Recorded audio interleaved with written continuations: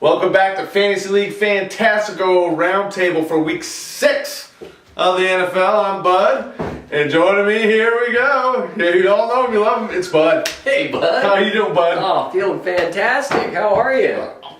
I'm good, but you got a great looking jersey on right now. It is. This just came by courier today. It was a nice gift from the Peaceful Warriors. Ooh. Yeah, look at that, huh? Pretty nice. Hey, the Peaceful Warriors must be excited. That's a number 15, everybody. That is, the old 1-5 jersey. Who's that? You know, I think that's the dynamic fantasy stud out of Denver, the quarterback Tim Tebow. Oh, Tim Tebow. Named the starter, and the Peaceful Warriors just signed him this morning, and then the shirt came this afternoon as a gift for the show. Wow, So, the Warriors must be very excited about Tim Tebow. well, at the presser Did today... he send a crucifix too and a Bible? Did he try to convert you? Let's not get into that. But the presser today, they did announce Tebow as a Peaceful Warrior. Everybody there really excited. We're here to tell you about the week that was, the week that is, and the week that shall be, and, Mason Keaton, Dr. Dick on a roll this week. The Rollers lost, two teams still 0-5, and Lunches for Wimps steps up with a huge win. Let's start from the top. Well, again, I think this is now our fourth show, and we do a lot of prognosticating here. We do. We look into the future by our power rankings and what we're seeing trends in the league, and everything that we've been calling has been wrong. And once again, that formula held true. That's why I'm not a meteorologist. Don't ask me to predict the weather.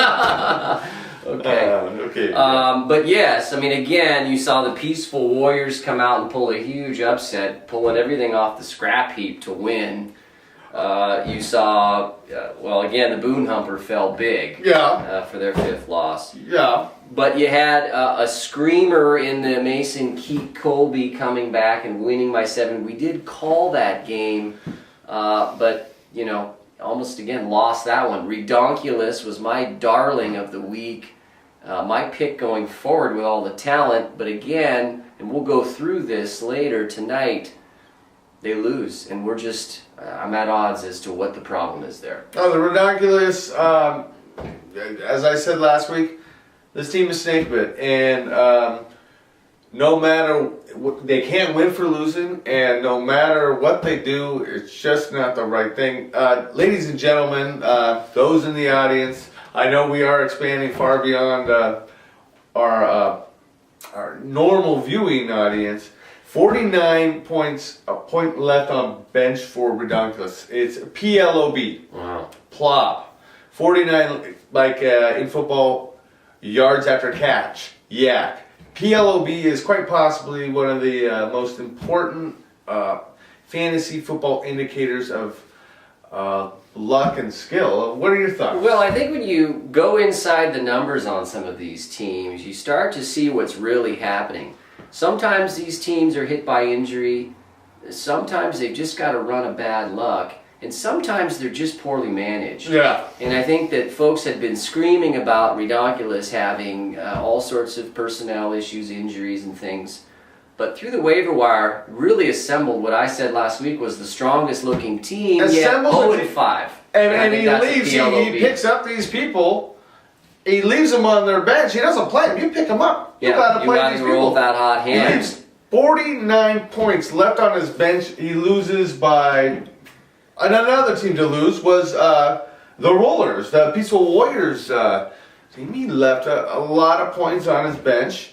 And that came back to haunt him. And it may have cost him the number one spot on somebody's power rankings. Wow. Well, we'll get to that shortly as well. Let's just go into last week's. Before we do, we got to say that Lunch for Wimps, that was the last bit. A huge win over. That was our highlight game of the week. Lunches for Wimps, 143.62, beating Morningwood 139.96. Morningwood was both of our horses to watch, but Lunches for Wimps came out and smacked them. Huge win. Well, I think we've seen that the lunches for Wimps has started to switch things into another gear. I think they were quiet on the waiver wire early. They're starting to get some of those moves in that are starting to build some depth on that team. Yeah. And I think when he first addressed that quarterback issue, the Hasselback has been a nice move. But now we see him, even this week on the waiver wire, I think he's made 3 moves. We're seeing him starting to take this league a little more seriously. I've had a chance to talk with Lunches for Wimps, and I've been keeping a track of this fella's career trajectory in fantasy football.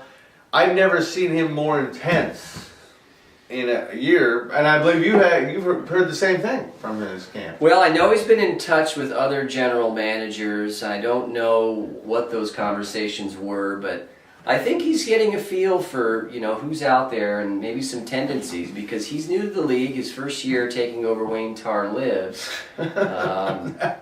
After that, there was a family dispute, but I think he's trying to get himself some bearings here. He's coming out of a league that was with a lot of poor players. I think the competition was. I don't know lackluster. if we can ever disparage another league. A league is a league. So I think he's come to this high level, and he's trying to get a feel for things. All right, up next, 2 and 3. A huge game. Peaceful Warriors besting the Rollers. Peaceful Warriors now 3-2, and it was a huge win. Yeah, I mean they were up against Unexpected. it. They had underachieved 3 weeks prior, and then they're not projecting high. I think again these projections we're seeing on Yahoo are flawed. Peaceful Warriors got the bye week blues, and they pulled it out. Yeah, I mean they had an entire starting roster on the bench, but they were able to piece it together and pull out a victory and hand the Rollers their first loss. Yes, but the Rollers may have lost that game for themselves by. Roethlisberger on the bench was a killer. Yeah. Fire Spitting Jimmy's 85, the Goods 120. Fire Spitting Jimmy's. Can you say how do you spell lackluster? How do you spell incompetent and inept? Well, I think management. They did what they could. Again, they were hit almost as hard as the Peaceful Warriors. They probably could have made a move or two different to improve that. I'm tired. But yeah, Fire Spitting Jimmy's. They had a couple of good seasons, but we're starting to see that the management is they're taking a nap and they're just not performing where they were and. Well, so be it. And I think this is typical of the Fire Spitting Jimmies in their history in the Interesting. In their history here in the FLF. I think that the Fire Spitting Jimmies. The Fire Spitting Jimmies. They're just a crappy team. I'm tired of hearing you try to justify this. It's maybe. They've had They're good historic slow starters was my point, and they always seem to put it together towards the end of the season. We know the hot team wins in this. And here's the deal: it hands the Goods a win, and I always love saying how much the Goods are the bads. And how can I say the Goods are the bads if they keep on having these horrible wins where they score 120 and they win by 35 well, points? They're a 3-2 team, and the Goods, they've been riddled by injury over the last couple of weeks. He's made a couple of nice moves, I thought, to fill those spots. The roster does seem to be coming along. So, it's still not a good roster, but it's not great. It's good. And when Andre Johnson comes back, it will get gooder. It's not bad. Okay, how about that? It's not bad, but it's definitely not good. Ridiculous 127, the Mofos 132. Mofos once again coming out of nowhere, not coming out of nowhere, but winning close. I think we're going to see, last amazing, year we saw the Peaceful Warriors score around the same as their opponents, maybe even less. They had the magic. This team has it this year. They've been outscored by their opponents, I think by almost 80 or so points, and yet they continue to put up victories. Just amazing. I look at the roster, I don't quite see how it's all happening. But it's happening. I think it's just. But I think we could say in this season, if one manager seems to have the magic touch, the Mofos. You can't. This is getting unheard of. Well, a few more weeks of this, and we're on to something, folks. This could be call New York Times and get this out there because this guy is winning by his ball hairs. I think again we throw